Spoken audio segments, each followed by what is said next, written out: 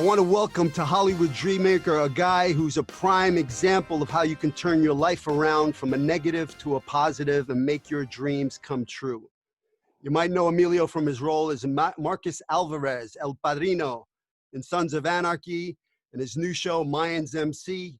I mean, he's appeared in hundreds of television shows, movies, Family Business, Z Nation, Con Air, Traffic, Bruce Almighty, A Man Apart, Spider-Man, Venom, you name it, he's been on it. I'd like to welcome Emilio Rivera to the show. Welcome, Emilio. Hey, Billy. Hi, thanks for having me, brother. And also Soldier of Fortune with Billy Gallo, and also Texas Walker Ranger with Billy Gallo. That's right, okay? yeah. So we've done it together, man. You know what I'm saying? Yeah, that's right. You killed me on Walker, Texas Ranger, and I think I paid you back on Soldier of Fortune. You chased me down, yeah. Exactly. Yeah, we had a shootout. I think I arrested you. I didn't kill you, but I know I arrested you. Yeah, you know, the fun part is being in the business and watching you come into the scene. You know, I came out to Hollywood with $200 in my pocket when I was 18, straight out of Brooklyn. You know, I didn't know anybody, and I made a career for myself. I had my own TV series shortly after, and I knew I was in the game. I was working left and right, and then I started watching. I'd get out on auditions, and I'd see guys come up, and then I'd have an audition like to play a gang member, and I'm a method actor. I'd be doing some research, and I'd be hanging out with some vatos, and get my Pendleton on, and my crease pants, and I'd be walking in, orderly, hey, what's up, hey, and I'd be doing my best acting, and then you'd walk into the friggin' room, and I go, oh shit, this guy's OG, this guy's the real deal, and I knew I wasn't getting that part. Thank you, brother. Thank you. Billy. But that was my life, the first part of my life. You dig what I'm saying? So it was just pretty much being who I was in the street. You dig what I'm saying? Just, amp it up a little bit for them. And then when I get the gig, I would bring it down again, because I would do what I had to do to get the job. But when the job came, I would say, I'm not going to do that. I'm going to do it this way, because this is the way it's done. You dig what I'm saying? And, man, I tell people, they always say, what are you worried about? Aren't you mad because they typecast you? Well, I'm glad I was a type, first of all, you know what I mean? Now, try to get cast, you know what I'm saying? So what I did is, I ran with it for a long time. And brother, what it is just, be the best, whatever it is. If you're the best cop, be the best cop, be the best detective, be the best guy, be the best drug dealer. And then later on, they see that you can actually act, and they start writing different pieces for you. You dig what I'm saying, bro? So it's been a fun journey, bro. And a lot more safer than when I was running the streets. You know what I mean? So it was. Can we go down that road a little bit? Sure, I created this podcast to inspire young artists, actors, people that want to be in the business, stuntmen, whatever it may be. If you have a dream about Hollywood, you're living proof that you can do it. I'm living proof that, it can be done, because we have kind of, when I was doing a little research on you, we have similar stories, young. I mean, when I was running around Brooklyn at 16, I was in New York. It was, the other gangsters, right. And that was, 16, I was running around. I had my idols, my role models on the streets. My own man wasn't around. So guys on the streets are the guys I looked up to, and those were wise guys. I remember being, early 80s, going to clubs. They get me into the clubs, and there'd be a guy in the VIP room, and I go, who is that guy? And they say, oh, that's Johnny Boy. Well, that was John Gotti before he was John Gotti. Wow. I mean, that's that whole scene, and that's the scene I wanted to be in. That I thought I did, until I saw that guy that I idolized get shot in the head in front of me. And at that moment in my life, I knew I didn't want to go down that road anymore. Wow. You're lucky you learned it young, brother. It's good that you learned it young. I got in when I was 12, in the gang. And I saw a lot of fucked up shit. And the thing was, it's okay if I cuss, but I mean, sorry. Yeah, you do whatever you want. And but I was raised in a tough household, besides the streets, and my family was like a bunch of tough guys. So it was like normal for us, you know what I'm saying? So it was kind of like, and then, when I was a kid, you couldn't cry. You couldn't come home and they beat me up at school. You better beat the shit out of the kid back. You know what I'm saying? So there was no lose. You can never lose, or you can never cry. And if you lost, you better not say that you lost. You dig what I'm saying? Yeah. It was, so what happens, and then what happens when you can't cry, brother, is it makes you vicious. It makes you cry with these. You cry with hurting, any way you can, because that's the only release you got. You know what I'm saying? It's crying was it was a weakness. You were not allowed to cry, So I ran most of my life, and what I found out is, I still do therapy and all this stuff. Tomorrow I celebrate 30 years clean and sober, brother. Wow, but, congratulations, brother. Thank you, brother. But I found out that heroin and cocaine and PCP was my how do you say, now they give you Focalin and shit, you know what I'm saying? Now they give you medicine. That was my medicine. And putting pain on people, brother, whether it was physically or mentally, and that was and I did it way longer than I should have, brother. You know what I'm saying? And then when I turned 29, the drugs were already getting a hold of me. The thing was that I was good family support. I always good provider. I was not the smartest cat, but I was good with my hands. I was a mechanical engineer, brother. Wow. Through all this, through the gang life and the drug life. But at the end, see, I was inject heroin and cocaine, for 11 years. But then when I found out you can get the same high with crack cocaine, I got stuck on that. But in about 9 months, that crack cocaine destroyed me, bro. I mean, literally. I mean, all drugs are devil's drugs, but that was the one. You know what I'm saying? Then my arm was twitching. Eye was going this way. I was already a crazy guy. I was already a very vicious guy, and all it did was make me even more. I thought I was indestructible, and nothing could stand in my way, and that's how I lived. But then a lot of things were getting fucked up. Not only me, but everybody around me. It was I can't say why I had to get sober. It's just I'm just glad I did, because it was just a couple more days and everything would have been done. You know what I'm saying? It would have been an ugly out. You know what I'm saying? But even when I got clean, you gotta understand, I was taking everything, and it was cold turkey. It was through NA, Narcotics Anonymous, Cocaine Anonymous, all that stuff. But for 6 months, brother, my little house I lived in, I punched a hole. It looked like somebody went with a shotgun and blasted holes through all the house, but it was not shotgun blast. It was my fist going through the wall, because I wanted to get high, but I just know that it had control of me. You dig what I'm saying? And I was raised like a Catholic guy. I've been a Catholic guy all my life, and at the end of the day, man, it's really weird. I'm gonna have to say this. I have to say this because I always said that I would when I got clean, so I was at wit's end, bro. I was done, bro.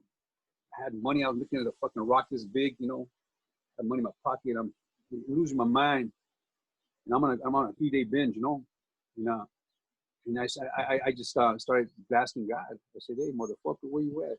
Where the fuck you at?" I mean, like the worst you can talk to anybody. I was talking to him, and then on May 15th, bro, which is tomorrow, that's 30 years ago, I never got high again. I went through a lot of shit in my head. My head went through some trips, but here I am, brother. You dig what I'm saying? That's a miracle, really brother. Weird. You know what I mean? It's just he was always there, man. It's just I was shunning him. You dig? When I called, I'm not trying to push religion on nobody, because that's not me. But I gotta say, it is what it is, bro. You know what I'm saying? Amen to that, brother. It's really weird, man. And and it's the thing is that, what is good is that I come from very not only a tough upbringing, but poor upbringing. Me and my brother slept in the same bed till we were 12 and 13 years old. And I just lost him 2 years ago. And it's, he got to stay with me for the last 2 weeks of his life, and he's my younger brother. And it's just I was so, the whole journey it's been a journey. I've seen, and you've seen, in the business that we're in, some of the most beautiful things that I've never was supposed to see, brother. You dig what I'm saying? And the whole thing about this doing whether it's this or whatever it is that you have a passion for, to just enjoy the ride. And I've been blessed. I've been, how do you say, I'm just very appreciative, bro, because I'm not supposed to be here many times over. You dig what I'm saying? I hear you. And that's what I think has helped me in this business, is that my gratitude. When I go to work, it could be the smallest job, it could be the biggest job. I'm just happy to be there. You dig what I'm saying? I hear you. You know, it's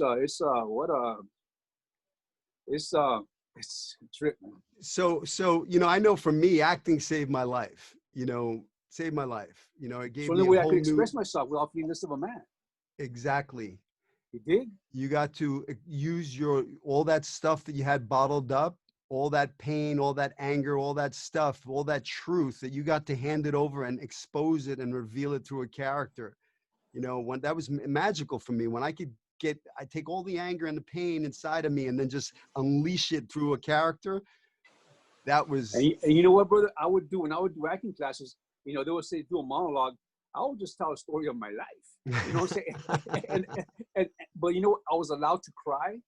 And at the beginning, I could feel I would leave, and I would say I wasn't really crying. I was just acting, but really I was crying. I was releasing.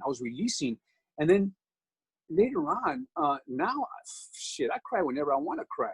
And I tell people, let it go. That's a real.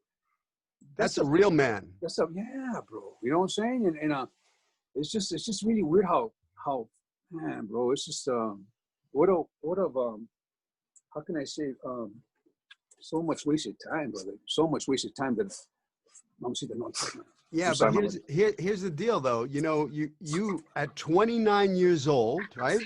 Yes. You turn your life around. You say, I'm done with the drugs, and now I'm going to pursue this acting. I mean, where did that come from? The whole acting thing. Tell me how you got started in the business. Check this out, brother. Okay, so I had to see a therapist, you know, because I was going through some shit, you know,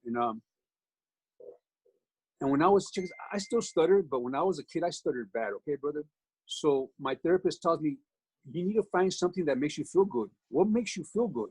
And I couldn't think of nothing that made me feel good until the time I was 8 years old, and I was cast in a play called Rumpelstiltskin. Okay.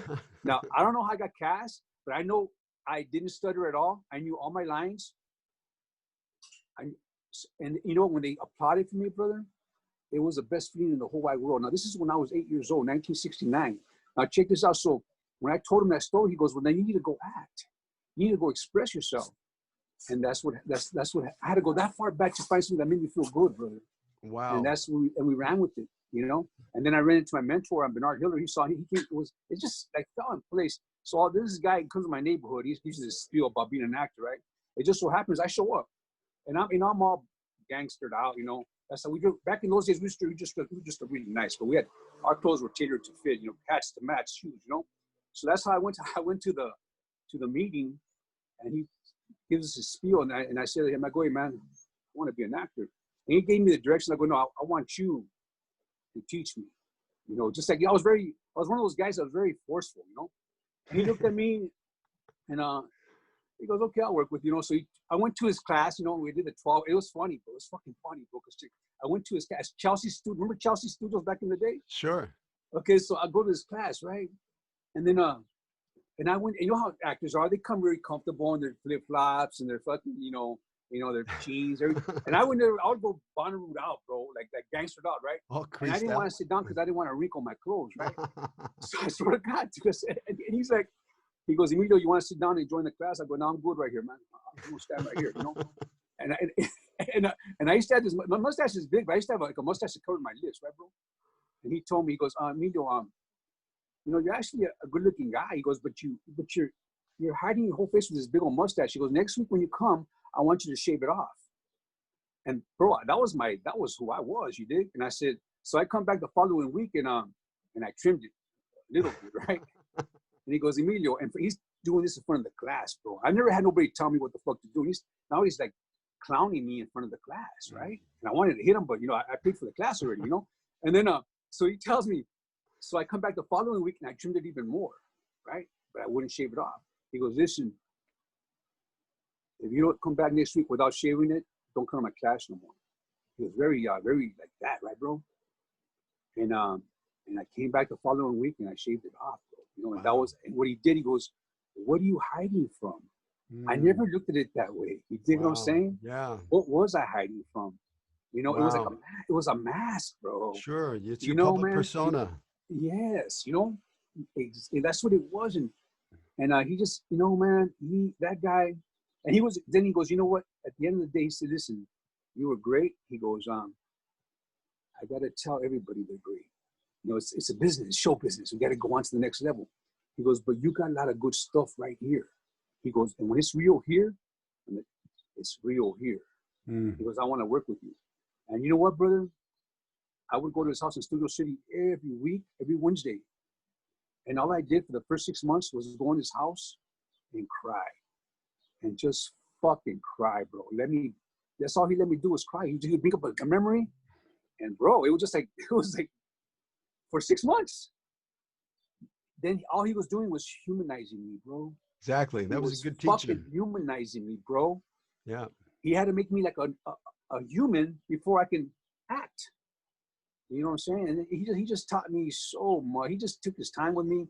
I had a very limited vocabulary. I still do. I mean, I know a lot of words, but you know, some of them is kind of hard to pronounce. But he would make me every week. I had to come back with a word and say what using a sentence. Like it was like going to grammar school again. You get what I'm saying, bro?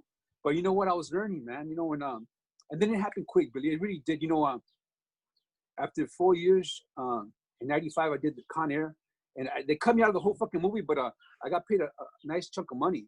So what I did is I bought 4 homes in my neighborhood in Frogtown, and never had to look back, bro. That's all I've done since '95, bro. It's been a blessing. You know? Wow. Right.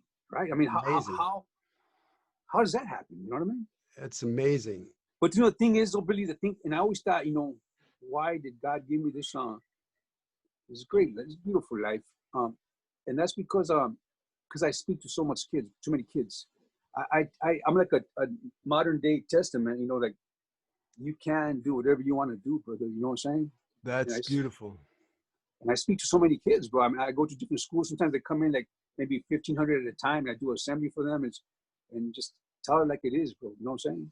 You know, I truly feel that that's what life's about, of being of service. How can you make a difference in somebody else's life? You know, for years, for me, it was about me, my ego, acting, you know, me. Selfish. We're selfish. Yeah, it was very selfish. It was all about me, you know, and you know, I got the dream, you know, I got all the stuff. And I remember I was in New York, I was producing a movie. I was a producer. I was the star. I was a writer. I was living in a big loft in, you know, Soho. I had all that stuff that I thought was going to make me happy, you know, like I got it. And I was sitting in that big ass loft going, is this it? Right. Is this it? I was like, there's got to be something else, man. And what I found is making a difference in other people's lives, being of service, helping other people achieve their dream, helping other people escape their realities, get out of the streets and go after something, letting them know that they do deserve it and they're good enough. Right. And when I have an actor that knocks on my door and has no idea how to get started in a business, and I can help them and I can guide them, and all of a sudden they're booking jobs and they're getting their SAG cards or whatever. To me, that is more rewarding for me than when I was doing it, you know, the acting. Right, bro, you know? Right.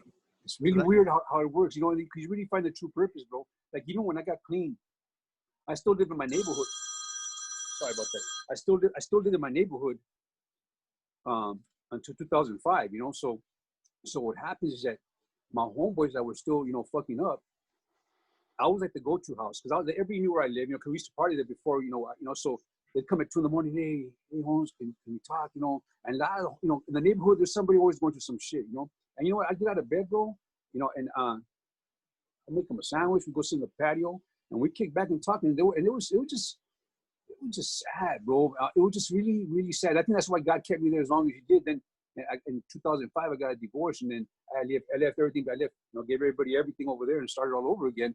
But I never stopped helping the kids. You dig what I'm saying, bro? And awesome. And you know what? That's what it was. You know, I wanted what you said right now. So I'm sitting on my patio one night, and I'm smoking a cigar. I'm looking at my Hardee's, my boat, my card. I'm thinking, and I said to myself, I said, "Is this it? Is this what it's about?" You know, it was really weird, bro. I had like what's it really about? And now, don't get me wrong, I'm good. I have less what I had. But I got a lot of happy, bro. I got a lot of motherfucking happy. That's awesome, man. I mean, you have a beautiful wife and son, right? Yeah. See, I have kids that are 38 and 39. I have two 39-year-olds and 38-year-old, right? And but it was like starting all over again. But you know what, bro? my heart is full of love, homeboy. You know what I'm saying? It's just a beautiful thing, bro. You know what I'm saying? That is a beautiful thing. That's what it's It all really about, is. brother. Love. Yeah, man. Love. That's, I don't have all that stuff anymore, the material stuff, all that stuff that I thought was going to make me happy. But I have a beautiful wife. I have a beautiful son. I get to be of service every day. To me, that makes me the richest man on the planet. Exactly. Because, bro, I know a lot of rich people who are miserable. miserable. Listen, being in the game, I've worked with a lot of celebrities. I've worked with a lot of a lot of brother. people with a lot of money, and they were miserable. This is Miserable. just, so now, like now is, like I said, this is, I mean, God give me another 30 years. So I'm going to be like Anthony Quinn already almost. I'm going to work till I can't work no more. But if I don't, I mean, if mine is the last thing I do, which I hope not, I had a good run, brother. I really did. You know what I'm saying? I mean, I had a, what a fucking life I've had, bro. I mean, and a lot of times we can't talk about the things we've seen and done. And a lot of times I won't say it because I don't, it's really weird. It's really weird though, but it's because a lot of people won't have that opportunity, and I don't want to be showboating. I don't want to like, oh, he's showing off. No, I don't want to never be that guy. You dig what I'm saying? Yeah. So a lot of things that I've seen and done, it stays, it was this picture right here. You dig what I'm saying, brother? It's sure. Really, it's okay. I lived it. It was fun, I know, I hear you. Listen, I'm writing a movie right now about my childhood because I can't keep it in here. You can't make this stuff up, It's got to be a film. And brother, and think about this, how with the lives that we live like about 9 lives, bro. Think about this. Think about it. I know. And I remember when I was a kid, man, I used to like have these older gentlemen tell me the stories, and I'm thinking, this is bullshit. How could you? And you know what? But now I'm the older gentleman now, and you know what? Yeah, it does happen that way, How old are you now? Every 10 years is a different section. Every 10 years is a different section. How old are you now? 59. You look great, man. Thank you, bro. It's amazing. Yeah, no, thanks, bro. I haven't done heroin or cocaine or beer in 30 years, bro. You know what I'm saying? So that's amazing. But you, bro, you look at you. You look the fucking same, bro. The only thing that's different is your fucking hair. That's all. That's fucking great, dude. Thanks, brother. But it's also the business too, because it's like a ball game. I've always been a ball player. That's always my calling was ball, baseball. And and I'm very competitive, bro. I just dig the whole thing. You know what I'm saying? It's just like and this game is one of the most competitive games. Always pull for your guy. That's another thing too. For young actors out there, check this out. You gotta pay attention to this, man. I've always pulled for my fellow actor. I even call guys, say, bro, I'm going out for this. Go check it out. Because there was like 5 of us that could really play that part, And the thing was, they would be like, hey, bro, you're actually calling me? And I say, yeah, bro, if I don't get you, get a big deal. There's another job somewhere else, The thing is always pull for your fellow man, pull for your fellow actor. Because when you start hating on people, what happens there is that you're too worried about what he's doing. You forget about what you're supposed to do. And that's to do the work. You know what I'm saying? Sure. You don't want to compare yourself. No, yeah. We're all, you're Billy Gallo. I'm Emilio Rivera. That's Danny Trejo. We're all individuals. And you know what? We can all do the job. It's just about who's going to get it that day. Yeah. But it's tough because, I remember, as a young actor coming into Hollywood, you'd walk into that audition, you knew everybody, you go on, everybody in the room, who your competition is, I used to love auditioning. I used to tell my agent, you get me that audition, I'm going to get that part. And I'd get that part, and I call them on the way, leaving the audition going, they'll be calling, hold out for some money. We're going to play some hardball on this one. Right. I knew. But I always treated it like a fight, like a heavyweight fight, man. I was locked down, serious. Everybody's bullshitting, talking, whatever. Don't even look at me. But you used to do the same thing because I remember I'd see you at the audition and you were all serious in the corner. I was in the other corner, all serious, waiting for the bell to ring, ding, ding, because I knew I wanted to go in that room and knock somebody out. Exactly. So and people have got to understand, and then you got to understand this too. And there's some people who are trying to throw you off as well. You got to remember this. There's games. It's a game. And you know that, bro. And this people that come over there and they see you and they say, they go, okay, they know, okay, that's my guy, right? That's my competition. And they try to throw you off a little bit. You know what I do? Always be cordial. Hey, what's going on, bro? Give you a little hug. And then go to your corner. Like it's the best way to go to your corner. You dig what I'm saying? I tell my actors that all the time. Part of what I teach is not only the craft of acting, but I teach the art of the audition. Everything. I teach the lobby game. You know, I learned it on very early on. I don't know if you remember, there was an actor named Panchito Gomez. Of course. Yeah. So Panchito, when I go to the auditions, Panchito was in the lobby and he was talking about, I just finished working with this and I did that and I made 50,000. He was playing a mind game. He was getting everybody's heads before the audition. Wow, I didn't know that. And he was so good at it. He was so, you know, his dad was in the business. His dad was remember Scarface when Al Pacino's washing dishes? Así viene el sandwich. Que quiere más jamón, whatever that scene. And Pacino throws the dirty rag at him. And right, yeah, of course, yeah. So that was his dad. I didn't know that. His dad was in the business. He was a very smart, you know, he was in the business. He was a very smart kid. But he taught me the game early on. I knew when I'd see him at that audition, I'd say, hey, Panchito, I'll talk to you after the audition, man. Good man. Yeah. Good man. I'll see you later. But you know, it's hard because what's hard is, you know, like, you know, Ray Oriel, right? I've hung out with Ray about 2 years ago. Yeah. Ray looks great, bro. Ray can go back out there right now. He looks great, but he's a longshoreman. Yeah. So Ray and I, you know, worked on an episode of The Judge back in 1987 together. That's how we met, right? We're two gang members and in a courtroom. And, you know, we became best friends. I'm the godfather to his son, Luca. Great kid. And he's a great man. Yeah. And, but there was always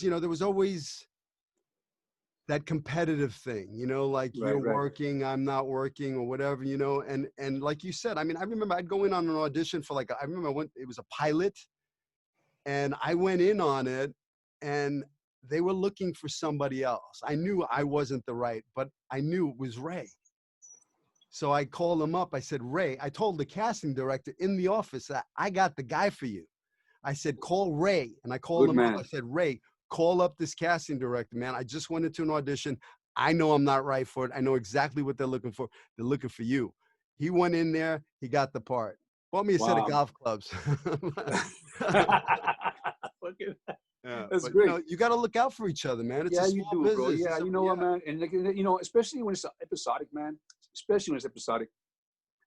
Yeah, it's 22 episodes. So you don't get that one. And you do it. The thing is, you do the work because see, all you're doing is auditioning for the next job with them. If you do a good job, they're gonna call you back again. You know what I'm saying? And you know, bro, I've been on some shows that, you know, it's gone 5 seasons. After 5 seasons, I finally get on. You dig what I'm saying? They ran out of guys. So I'm on the 5th season on the 22nd episode. Hey, but I'm on. You dig what I'm saying? And didn't hate on nobody. I had a casting director, right? I'd read for her. I'd rock the room. Thought I got the part. Wouldn't get the job. I was like. Then my agent called me back 6 months later and go, hey, you got an audition with that casting director. I was like, all right, I'll go in there. I rock the room. I don't get the job. I'm like, what's up? This casting director, she don't like me, you know? So he calls me up the 3rd time. I'm like, you know what? I don't want to go in. You know, I'm busy. I'm doing something else. But here's what happened is I went in anyway and I got that part. And that was that show we worked on, Soldier of Fortune. And here's the deal. I was at a rap party and I asked her, I said, hey, let me ask you a question. You know, I thought you didn't like me. She goes, what are you talking about? I go, well, you never hired me. I came into your room and I rocked the room and I felt I did great and I never got the part. She goes, I was saving you. She goes, I thought you were better than that role. I was waiting for the right role. And this was a reoccurring character on a Jerry Bruckheimer. Soldier of Fortune, his first foray into television. So she saved me for a prime role. But I thought in my head that she didn't like me. Yeah, no, you can't. You never know. And a lot of times, well, it's not them. It's you got about 8 other people that are deciding this. You dig what I'm saying? So you cannot, and that's happened a lot of times for me too, brother. You know what I'm saying? Oh, and as I got more along in the business, when I really like the show, I wouldn't go for, like they would say the guest star, and I go, nah, I like that show a lot. I'm gonna wait for a recurring character, and that's what I would do. I would just say, and that's how I would do it, bro. You dig what I'm saying? Especially if I like the show, you know. And it's worked out, man. You know.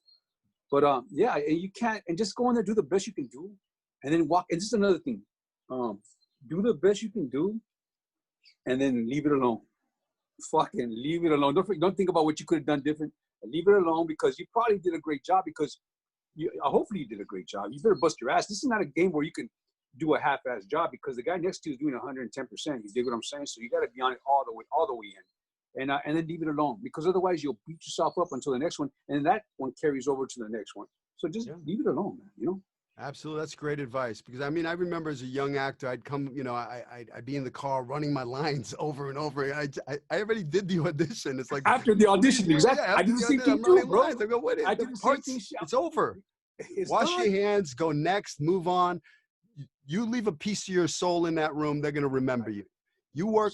You outwork every other actor. Out choice them. Out prep them. Out everything. You know. I mean, I was the guy who came in the wardrobe. You know. If I'm coming in, you know. I mean.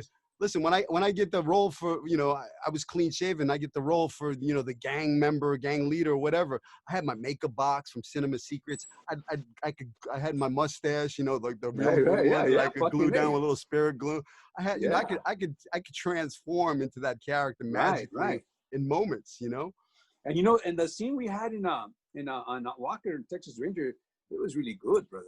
You're a good actor, bro. This guy, whoever's teaching, you students. That's a badass dude right there, brother. That's a badass dude right there. You know what I'm saying? Thank you, brother. The thing is this, that he made when it's like ping pong. It's cliche, you know, it's ping pong, it's a tennis match. But when you have somebody good against you, it just makes you better. That's all. You know? Makes you better. Yeah, man. I mean, I love working with you. When we banged heads in that show and we got, you know, that was awesome. It was on, bro. It was on. It was on. It was on. You know, and then when you shot me, I mean, yeah, let me ask you a question. You know, I know you've played a lot of roles where you've killed a lot of people and shot a lot of people, you know. I mean, I know for me, my career, I used to have a closet full of bloodied shirts, wardrobe with squib holes that I would collect them. You know, at the end of the show, I'd say, I want that shirt, you know, and I'd take it home with me. So I literally had a closet full of bloodied shirts because I had been shot so many times. Yeah. You know, but, you know, nobody ever taught me how to die or how to deal with squibs or explosives. You gotta be safe. You know, when you have gunplay on sets, you know, there, you know, you look at Brandon Lee and you look at John Eric Hexum and you look at, you know, there have been a lot of actors that have been killed on set with guns that were supposedly blanks. You know, I was doing a picture in Texas one time, right? And it was an independent film, and the gun wrangler, you know, I was playing a Cuban cowboy, and I had my gun was this old Colt, you know, and, you know, the gun wrangler came onto the set and he said that, you know, they're full loads, you know, but, you know, you don't have to worry about it. And, you know, it's a big shootout scene in a house, right? Right. And I says, well, you know, I says, can I hear how it sounds? I said, point it at that refrigerator. And we're in the kitchen. He points it at a refrigerator and he fires it. It puts a dent in the refrigerator. Oh, fuck. Going, wait a second, you're going to point that at my face and put it, so you got to be very, very careful. Yeah, when you're shooting blanks, brother, you never aim directly. You know, they cheated. You never aim at the actor. You always aim to the right, and they'll cheat it with the camera. Remember that, okay? Please remember that. You know, I've been killed 28 times on screen already, bro. I want to do a tape, The Faces of Death of Emilio Rivera. You dig what I'm saying? and I'm always figuring a new way of dying, or a different way of breathing when I'm dying, or dying with my eyes closed. A lot of different things, because I don't want to die the same. But you know, and I'm gonna tell you this because I'm one of those guys. I'm one of those extremists, bro. I like pain. I'm not saying but when you hit me, I want you. It's not in the face, but in my body. Go ahead. I'm more of a method to the max. I don't want to act. Sure. I've had a couple of crack ribs, black guys. You know, I fought with Jim Caviezel on a movie called High Crimes, and I cracked a rib on that one, and I got a black guy because I crossed the line. But shit happens, you know. But anyway, about 2 years ago, I always tell the people that are doing my scripts to go as much as you can, as far as powder. Because I want to feel it. Because I want to feel it where it hurts. I mean, the next day you wake up bruised, but I don't want to act. I want to feel this shit, right? So 2 years ago, I had to take 8 in the chest and 6 out the back, you know, from the scene, you know, because all these cops are shooting me, right? And I was a cop on the show with Ron Perlman. So check this out, bro. So as they're blasting me, I have 8. Bam, I'm doing the chicken dance. I call it the chicken dance, right? But what happened is that because I was wearing a loose shirt, when I'm doing this dance, one of the scripts turned around the opposite way. Oh no. Okay, bro. So bam. So, but they had this big old crane shot. It's a big old. I'm not gonna cut it because this is a big shot. So I have 3 cameras on me. I hit the car, come down, and you could feel the fake blood because the fake blood is cold. It's just syrup. But then you can feel the warm blood, the real stuff. You know. But you know, they got this kind. I gotta die. You know what I'm saying? My wife's crying and shit. So I'm not gonna blow the shot. So I'm fucking and I'm hurting, dude, you know. But it's good for the can. It looks great. So then, you know, I go down, do all the shit, whatever it is. But in my head, I'm going, somebody had a real bullet, you know, because there's like 6 cops shooting me, right? And I'm thinking this shit, and then they find I'm waiting for somebody to say cut, bro. Yeah.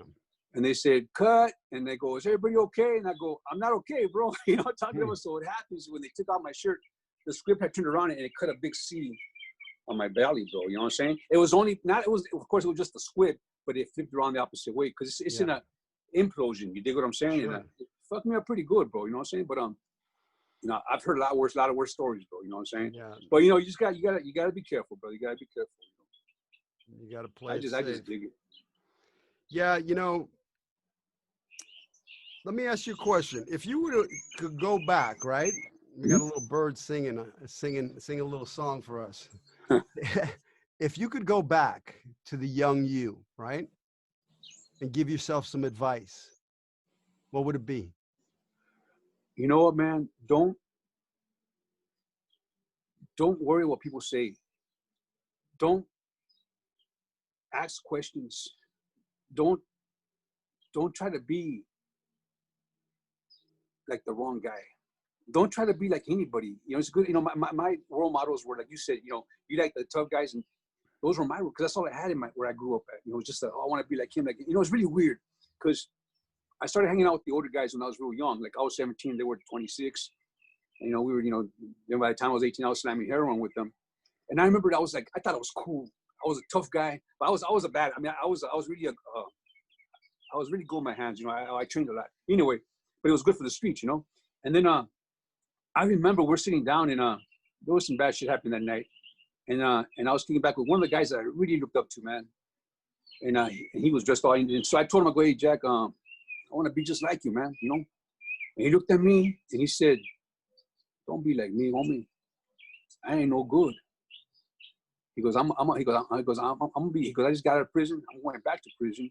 He goes, I'm a dope fiend. He goes, don't ever be like me. He goes, you're young, bro. You're good looking. You could do something with yourself. He told me this, bro. And in my head, I'm going, why is he telling me this? You know what I'm saying? Like you know, and I want to be like this guy. He's telling me don't be like him. And he goes, I ain't no good, bro. So wow. It was just check out who your what your idols are like, or who you aspire to be, and really check yourself, bro. You dig what I'm saying?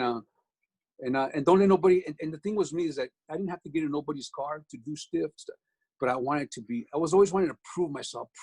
It's just so. If you were gonna be the gang guy, I wanted to be the baddest gang guy. That's one thing. My problem was that I always wanted to be the number one guy, but for the wrong things, bro. You dig what I'm saying? It's just yeah. I just don't care what people say about you. Sometimes you gotta do shit because you don't want to hear what they say.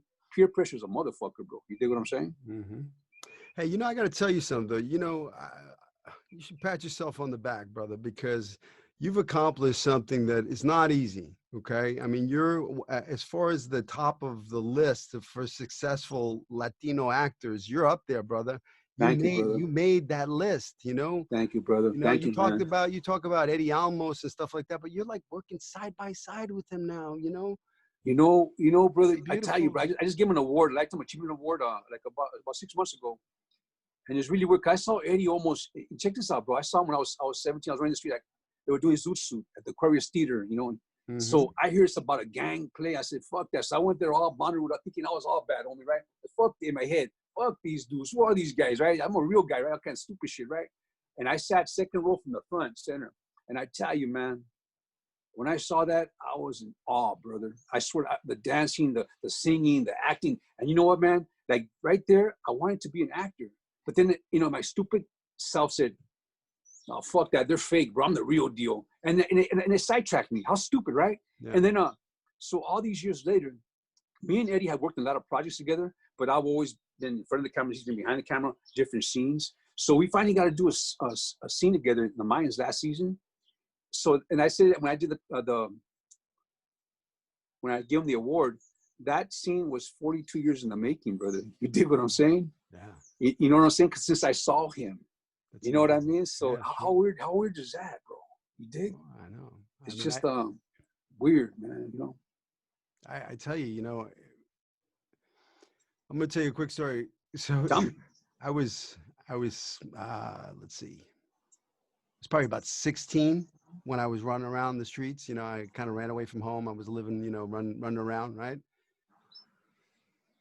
17, I got in trouble, and my mother had to pick me up at a police station, and I had to go back into her custody. so, so, so here I am sitting on her couch, watching a TV show called The Fall Guy. With Yeah. Lee Majors. Lee Majors, $6 yeah. Million Man. Remember, Right. you grew up watching him. I grew up watching him. It's a great show, bro. Yeah. So here I am watching The Fall Guy. You know, it's all about Hollywood and stuntman and behind the scenes and all this cool Hollywood stuff. And I remember sitting on my couch, staring at that television show, thinking to myself, and I wanted to get out of Brooklyn. I had people chasing me down. I was, you know, I never thought I'd make it till 18 years old. Right. But I looked at that TV and said, that's what I want to do. That's right what on. I want to do. So when I came out to Hollywood, right? And, you know, that $200 I came out here with, well, I ran out of that money real fast. right, So I had to get my hustle on, and I needed to get an agent, right? So I went and I got myself a list of agents from the Screen Actors Guild. And this is back in the day before, you know how it was, bro. Thomas guy. There was a map, a big book, you know. Right. There was no cell phones and nothing. And I literally went down that list of agents, and I knocked on each and every one of those doors through Hollywood, knocking, the doors slamming in my face. You know, I'm pitching myself like I'm the, you know, New York City, Brando, Pacino, Actor Studio, Lee Strauss, you know. Right. Or slamming. I went through the A's, the B's, the C's, the D's, and I kept knocking on the door. And I finally found an agent at Y. And you may remember this guy, Bob Yanez Talent Agency. Bob Yanez, this might be a little before your time. Bob Yanez was like the Latino agent. You know, he had, you know, what's his name that got his legs chopped off in Scarface, Ray Serra. Oh, yeah. You know, he had a lot of yeah. So he had him. He had a lot of, like, you know, actors, Latino actors that were working. You know, this is the guy. So Bob Yanez, long story short, gets me he takes me on, right? He gets me my first audition. It's a guest starring role on The Fall Guy. Wow, bro. That's wow, bro. The character's name is Billy. What a trip. So I go to the audition and I walk into the room, and there's all these actors, you know, with their leather jackets trying to I'm straight off the streets of Brooklyn, you know. Right. I got a diamond pinky ring that says Billy on it, right? That's funny, bro. So I literally walked over to every actor in the lobby, and I put my fist in their face and I said, what does that say? Billy, that's me. You can go home, right? So I told everybody to go home because Billy had arrived, right? Then I get into the room with the casting director, and I'm the scene is I'm threatening other kids to deal PCP. So, you know, I'm putting fear into them, but I didn't know any better. So this is my first audition. So I went into the room and I grabbed that casting director and I pulled her out of her chair and I started threatening her and saliva and everything. She put her hands in the air like time out, and she goes, time out. She goes, okay. She goes, number one, she goes, never, ever put your hand on a casting director ever again. She goes, number two, she goes, you're not leaving town, are you? And I go, no.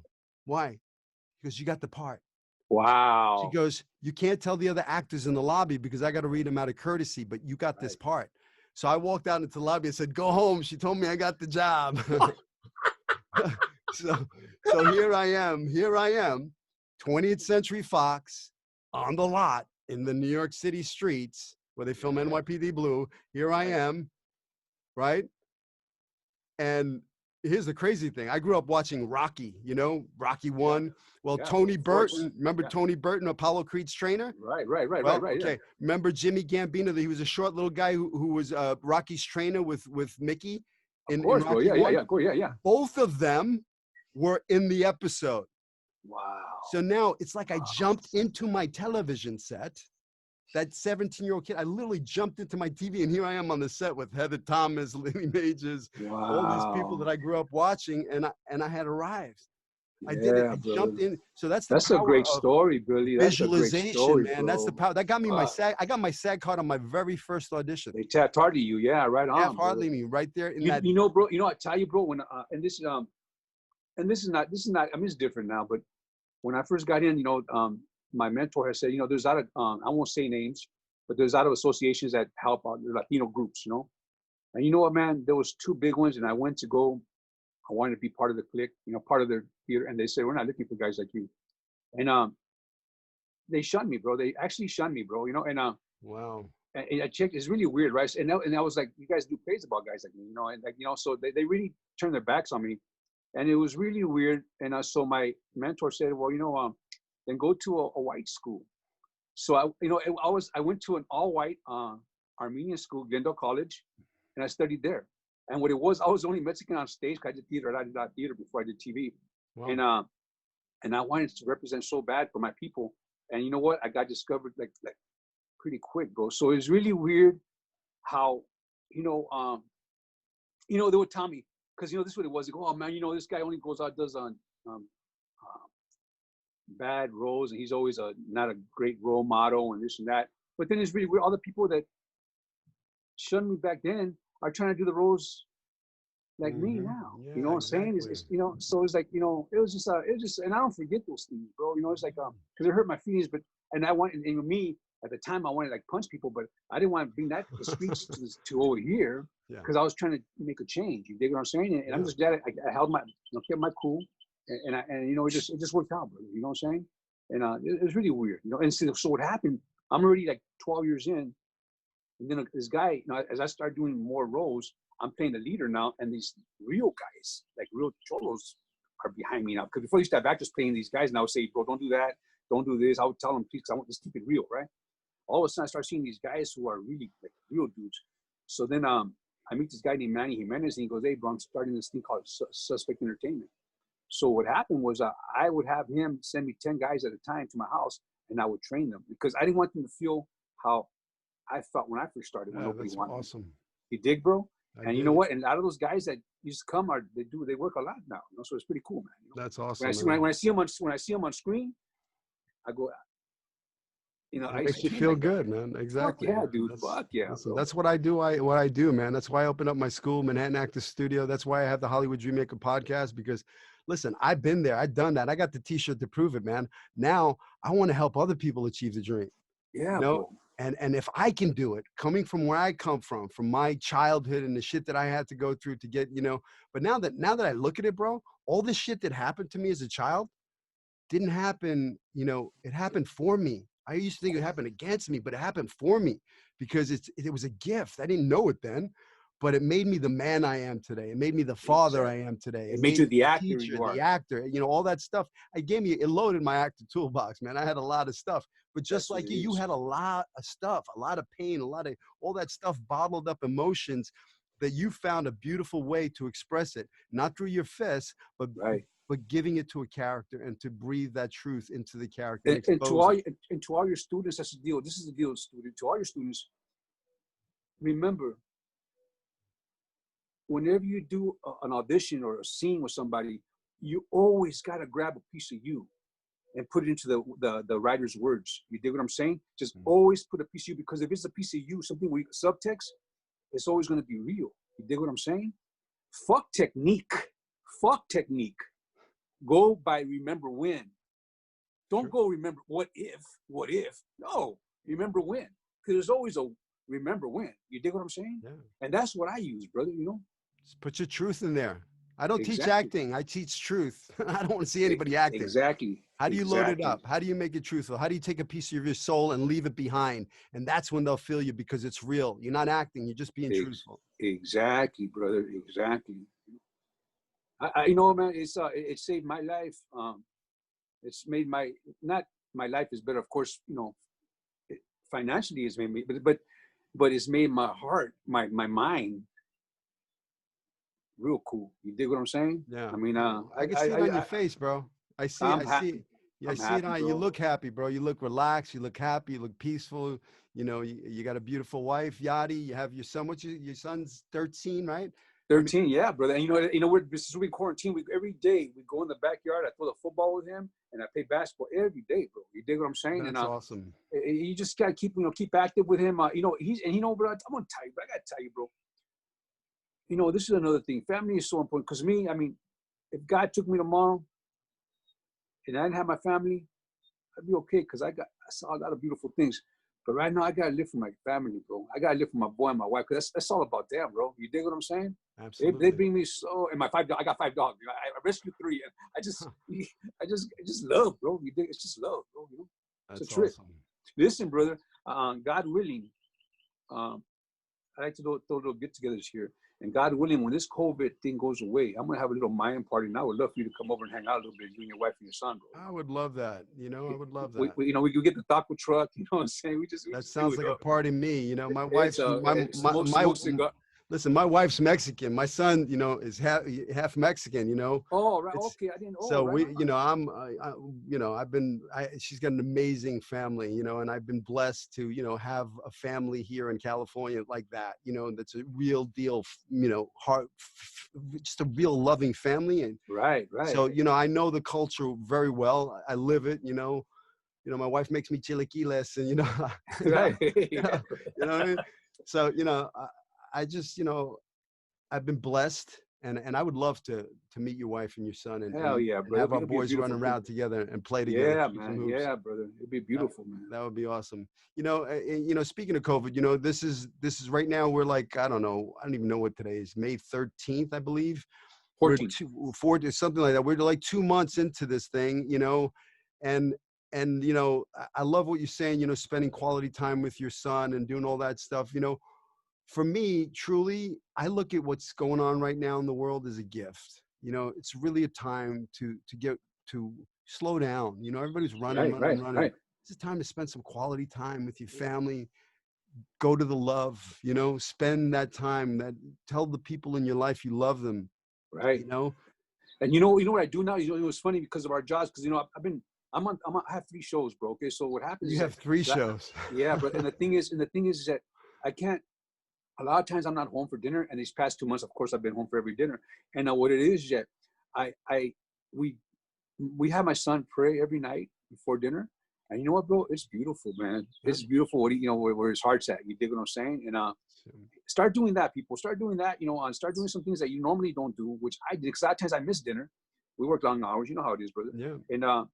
And you know, I'm digging it, boy. It brings, you know, I cry easy now. So, but when you say some of the things, it's a beautiful thing. Well, it really is, man. You know, it really is. You're a lucky man. I am. We're both blessed. Lucky men, yes, brother. yes. I'm the president. I'm the president of the Lucky Club, man. I know that. You know, I thank God every day for every day, brother. You know, every day. You know, so truly blessed. Yeah, bro. It's and you know, man, I tell you, you know, as long as I've been clean, you know, sometimes life still hits you, brother. You know what I'm saying? And you know, it's life, you know. And sometimes it seems like it's easier to go back the other way, and then it's just for a split second, you know, you know. Sometimes, you know, and then nah, man, just you gotta love yourself first, brother, before you love anybody. And but it's really weird how my love for my family is I could never see it would hurt them too bad if I left. So I gotta be here. You dig what I'm saying? But so different stages of life. You dig what I'm saying, brother? You know, I talked to Eddie. Me and Eddie spent a lot of time together. Mr. Edward James Olmos, and I go, Eddie, fuck, bro. Sometimes I just cry for no reason. He goes, wait till you get my age, bro. You know, that's awesome. You know, it's fucking cool, bro. So it's good. So the heart just gets full of more love, and more love is more. That's what life's all about, brother. It's about love. Man. It's not about, you know, all that other stuff. It's just about love. It really is, bro. Yeah, man. Really, that's what I'm finding, you know, in my life. Like I said, I just feel blessed, you know. Let me ask you. I want to wrap this up a little bit. I first off, from the bottom of my heart, I want to thank you, Emilio. You know, we haven't spoken in, I can't even remember last time I saw you. Long time, brother. It's been. I think you know, the last time we saw each other, brother, we were auditioning for a show called Arrow. Okay. And you walked in. I went, hey, what's up? But we were like, we just were that stone face guy. Hey, what's happening? Real quick, and then we got. You know, and that was it. It's been ages, but you know, when I reached out, you know, when I created this Hollywood Dreammaker podcast, I made a list of people that, you know, I truly feel that their story is an inspirational story. You know, I feel mine is a very inspirational story. I made it. I got out, you know. I survived. I came to Hollywood. I made the dream a reality. You know, my last guest was a Academy Award winning writer, Bobby Moresco. You know, he came out of Hell's Kitchen, you know, had all that stuff, and he made it to the Oscars, and he's got that beautiful statue that he wrote the script for. You know, I mean, Right. it's like, how do you do that? Like you change your life, you turn everything around, and you know, now you live in the dream, that dream that you had. You went for it, and you took massive action, man. You went for that. You gave up the drugs. You started studying your craft. You started doing, you said you did like 30 plays before you got into Hollywood. That's paying the dues. That's, you know, working the craft. Like even me, like when I came out to Hollywood, yeah, I was running the streets at 16. But then after that friend got shot, I went to New York City. I found a theater group called the New Family Theater. That's what I found. I found a family in the theater. I was pulling lights, you know, curtains, doing whatever I had to do to be involved in that world, you know. And I found, you know, I started studying at Lee Strasberg, and I was doing play at actor studio. That I found a whole new life in acting. And you did the same exact thing. You know, I lost, you know, I lost 44 of my guys in the street. Wow. You dig what I'm saying? You know, pretty much all, you know, shot, you know, a couple of ODs, you know, some stabbing, you know, and I lost a lot of, you know, and the thing is, this is another thing too, bro, is that I wanted to die for the hood. I wanted to be like some kind of martyr. But as time went on, when people got killed, you know, we'd go see you at your funeral. Of course, we bury you. But then life went on. You dig what I'm saying? It's just like, and you know, it's really, what's it really all about? You dig what I'm saying? Nobody, not that nobody cares. It's just people got shit to do. You dig what I'm saying? And what was I fighting for? What was I dying for? You know what I mean?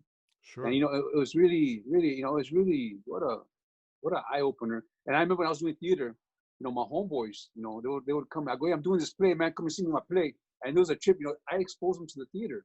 They would be in the back, the whole back row would be all gang guys. You know what I'm saying? And they would tell me, when you go in, don't write on the walls, don't scratch in the mirrors, don't, you know, respect. You know, and they would respect. You know, it's crazy, bro. You know what I'm saying? That's crazy. Awesome, man. That's awesome. Man. What a beautiful thing, right? Emilio, proud of you, man. I'm so grateful for you to take the time, you know, to share your story.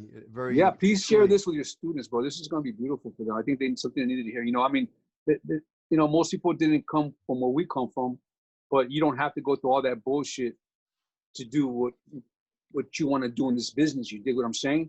But the thing is you do got to work.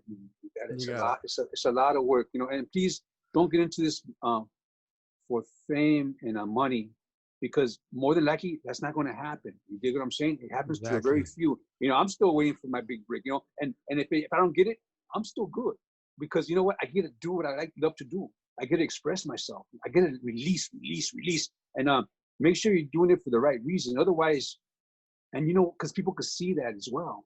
You know, these people, these casting directors and directors, they're around actors all the time, and they can see the intentions. They can read people. That's what their job is, to read people.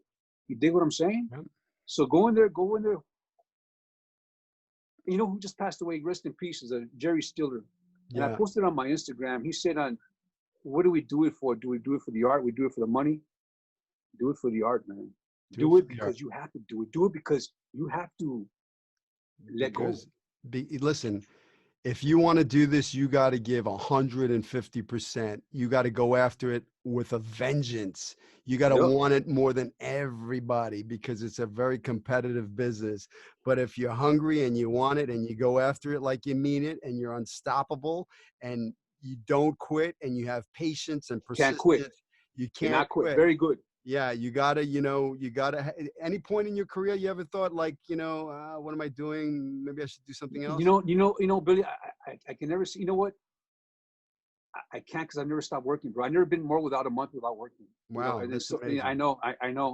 No, that's a lie. You know, I remember I couldn't stop working. So then I was turning down jobs, and I bought those 4 homes. So when I started doing my own construction to my homes, right? I was gutting them and doing all, I'm real handy, you know, and I'm my uncle. And then for 8 months, I didn't work because I didn't want to work, because I wanted to work in the houses. And then what happens, bro, I didn't work for another 3 months. And then I was spending money like crazy on the homes. It was for investment, you know? And then, and only it hurt because I couldn't golf like 3 times a week, right? So, and I said, it was really stupid, right? But you know what? I just locked myself down, and I finished the houses, and then you know what? I went back to work again. It's just been it's been really. I can't say I never had work. You dig what I'm saying? But I work my ass off. And see, what it is, I'm a very slow reader. So what happens, like for me to read a script, for me to get it, bro, I got to read it like 5 or 6 times, right? But what happens those 5 or 6 times, I learn a new way of doing it. You dig what I'm saying? So I'm gonna kill it because I read it 5 different ways. You know? That's awesome. You know what I'm saying? You know, it's a handicap, listen, but it helped me out. Listen, it's a gift. You can say it's a handicap, or you can say listen. You have to work harder, but when you're putting in all that work, you're rehearsing it so many different ways and whatever. Right. So you're locking that stuff in, and then you can play. Once you free yourself of those silly lines, then you can be real and you can play. That's and you know another thing too, man, and especially and I say for all roles, but if you're going out for like a breakthrough role, go in there prepared, man. You know, go in there. You know, me, I've never been a good reader. So I have to always be out book. It's just the way, because I'm from the theater, you know, and and because the paper gets in my way. So go in there and give it because you know what, you get a chance. If you don't get the gig, you had a chance to perform, bro. You dig what I'm saying? That's it. You gotta do it. You gotta do it your way, because when you go to set, they're gonna probably change it. But in there, on that room, you gotta do it the way you prepared it, the way you set it up, the way you wanted to walk. You know, it's cool, man. I'm a big believer of you bring the character into the room. So it's not you, an act or audition. It's the character in the given circumstance. And you drop yourself in a real place. You talk to a real person. You personalize that, and you have fun in there. And that's the key, fun. Okay. Fun. Yeah. Because right. If you're having fun, guess what? The cast and director, the people watching you are having fun watching you. I mean, you can be crying, but you're having fun. You know what I mean? Hey, and another thing too, I gotta tell you this quick story, bro. I hope I'm not taking too much of your time. No. But you know, and be cool. Be fucking nice. Let me tell you something. I gotta tell you this fucking story, right? So my first gig ever, it was a show called Renegade with Lorenzo Lamas. My first show, that's how I got tapped hardly, right? And remember there was the Indian guy was Branscombe Richmond. Remember him? Yeah, sure. Cool looking dude, right? So I saw Lorenzo that day. I had a first job, I had a big old trailer. It was cool gig with Jesse Body Ventura, right? And then so I'm sitting on my stoop and I'm smoking a cigarette, and this background guy comes up to me and he goes, "Hey bro, like how did you get where you're at? You know, this is my first gig, right?" And so I start talking to him, bro. And then the guy that's guest starring with me, he comes up, he goes, "Let's take a walk, bro." So we take a walk and he goes, "Fucking extras want to talk to us." And I didn't get that because like he was just asking me, "Check this out, dude." So I felt kind of weird, like he's trying to be an actor, you know. So I didn't get it. So check this out. So I go back to my stay. We took our walk, we spoke. The background guy left. So then now I'm sitting on my stoop again, smoking another cigarette. And then who comes in? Branscombe Richmond, the fucking second star of the show, number 2, right? So he's going, "Good morning." He's like so happy, this guy, right? And I'm watching him, you know, I'm watching from a distance because I'm kind of like a little starstruck. You know, my first gig, I get to see him in person. And there was this lady who was sweeping around the honey wagons. She was sweeping. And then he goes, "Let me help you, ma'am." And he got the dustpan and he bent down and she stripped it for him, you know, and then he hugged her. And bro, whenever I tell people about, when they say advice, I carried that with me everywhere I've gone to, every fucking job. You treat the bottom of the barrel as well as you treat the highest guy. Absolutely. Everybody with respect. And I take that with me everywhere I go, my brother. What a fucking learning experience that was for my first gig. That is a beautiful, thank you for sharing that. You know, I mean, that's what I tell my son. You treat people the way you want to be treated, you know? Yeah. You do the right thing. You know, I got to tell you, in the business, I've worked on projects back in 1987, and, you know, the guy that, you know, took my part, he became one of the biggest producers in Hollywood. You know what I mean? Well, yeah, right. You know, it's like, right, it's crazy. Right. I mean, funny short story. I mean, I was working on a show called Cold Steel and Neon, and I was playing a vato, right? Okay. I was playing a vato named Rambo. You know, he's supposed to be all working out and tatted up and stuff like that. And I get to the award. I'm in my, you know, trailer and I got my clothes on and stuff like that. And I see an actor, and his name is Dean. I go, "What's up, Dean, man? You're on this thing?" Because, you know, we knew each other from the audition. He says, "Yeah." So what part are you playing? He goes, "I'm playing Rambo." I go, "Rambo?" I go, I'm Rambo. He goes, no, it's Rambo. I go, what do you mean Rambo? So my agent, Bob Yanez, didn't tell me that they had called, and I guess because they couldn't use Rambo, they changed it to Rambo. And he went from a PCP working out dude to like, this kind of wannabe. Right. And so they told me I had to take off my wardrobe and give it to him. Are you serious, bro? Yeah. And this was one of my first jobs for Universal. So I didn't want to get fired. So I had to take a step back, and I played a character named Puppet, Right. His sidekick, right? Right. But that was a bad agent at the time. Wow. But here's the deal though. That actor was Dean Devlin, and Dean Devlin went on to become a huge producer. Independence Day, Godzilla, massive. Wow. So you never know that actor. That's whoever it may be. You don't know who that person may be the head of the studio one day. Right. And I've seen, and check this out. And I've been on the other side where you're casting, the casting side. And let me tell you this, So let's just say numbers. Let's say Billy Gallo, he has 100 rating. Emilio Rivera has 100 rating. Same, 1 million followers each. Now let's break it down. Who's the asshole and who's not? Because I got to spend 15, 16 hours with you. I'm going to hire Billy Gallo because he's a nice guy and Emilio's a dick. You know what I'm saying? Because you got to understand. Sure. You got to spend 16 hours. Nobody wants to spend 16 hours with an asshole. And I've seen it, not a lot, but I have seen it, and it's terrible, bro. It is really, it's ugly to see, bro. It's really ugly to see. So always treat everybody nice. Always, man, So that's the moral of the story. The story is you can achieve the Hollywood dream. Look what Emilio did. He went from a negative to a positive. He made his dream come true. He's living the dream. Okay.